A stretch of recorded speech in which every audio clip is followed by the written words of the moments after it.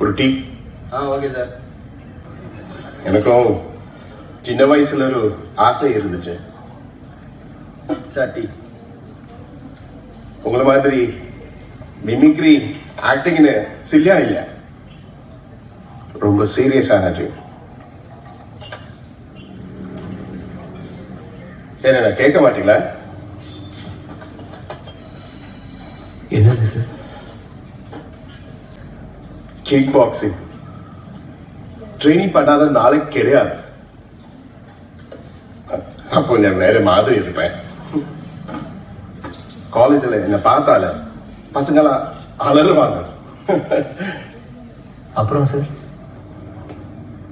அதான் என் வைஃப் இப்போ பாக்ஸர் ஆயிட்டாங்களே. ஓ super sir. ஐயோ ஜோக் பண்ணியா? அவதான் திவசம் போட்டு பாக்ஸர் மாதிரி அடிக்கிறாள். எவ்வளோ? 5 ரூபா சார்.